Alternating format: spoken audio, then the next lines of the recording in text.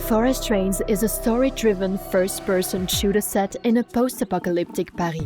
You are going to explore, investigate, and survive in a city overtaken by the forests. It will set traps on your way, and the environment will react to your actions. It becomes even more dangerous at night. Also, some areas require special equipment. In the game design, we focus on playthrough variability and the player's freedom of choice. In this video, we'll demonstrate this using one of the in-game missions about two factions' conflict as an example. We'll help the Citizens faction, which is focused on mutual help and cooperation, fight NQA, a bandit-like faction of mercenaries who go against them and have captured their scout leader Remy. Let's see different scenarios of how the mission could be accomplished.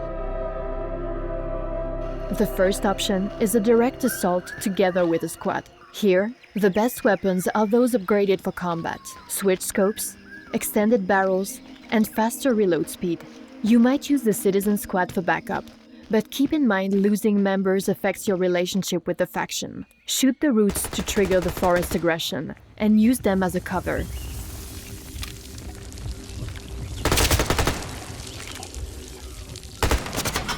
The enemy was hiding behind the root cover, so we fired up an exploding blister to force them out.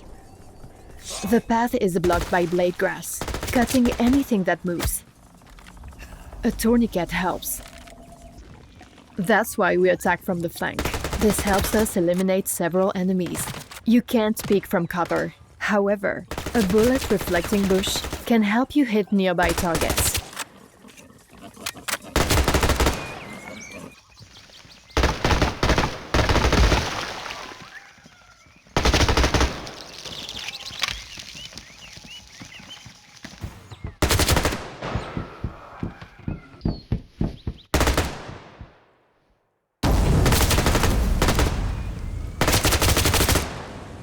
After eliminating the last enemies inside, you finally get the key to Remy's prison.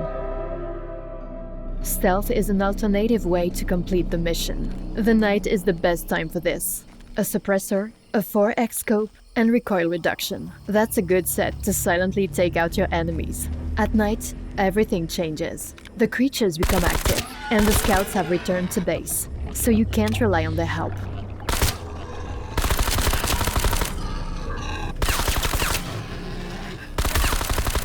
The NQA has also closed the gates, but with challenges, new opportunities arise too.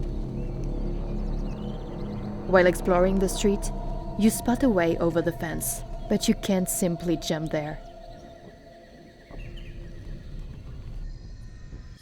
Let's see how this rattlefern can help.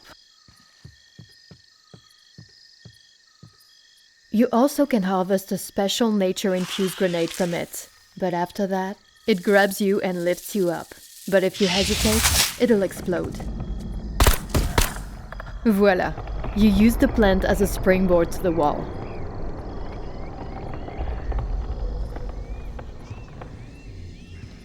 The grass that blocked the passage before now helps you take down the guard unnoticed.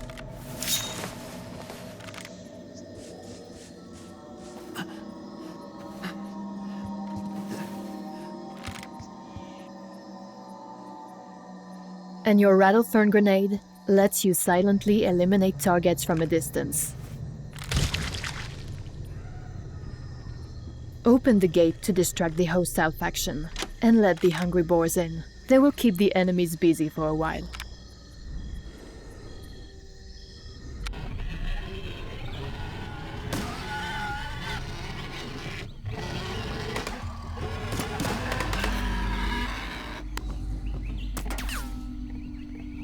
Trigger rattlefern to activate the trap and keep control over the ground floor.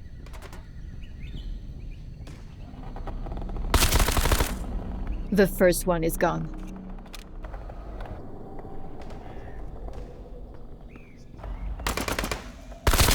And the second is gone too.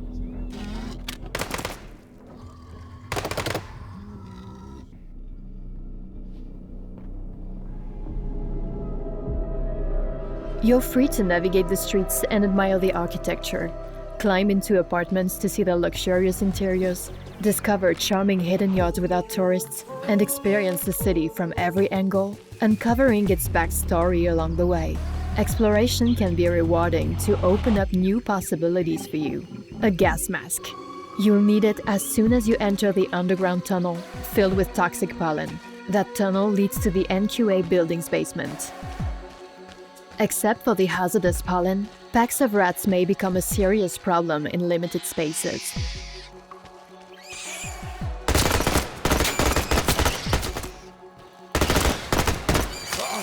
Additionally, shooting in the pollen-filled spaces will damage your weapons.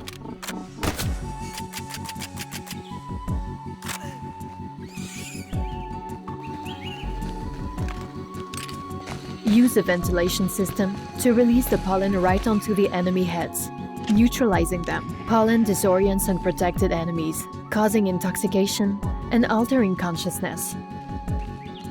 Kill or spare them, but remember, every choice shapes your path in the game. Now clear the area. The key is right there. Grab it and free Ring. Forest Trains is all about the player's freedom. Will you choose one of these 3 approaches? Or come up with your own unique style? Let us know in the comments. We'd love to hear your feedback. Stay tuned, like, subscribe, and wishlist Forest Trains on Steam to keep track of all the game updates. Thanks for watching, and see you next time.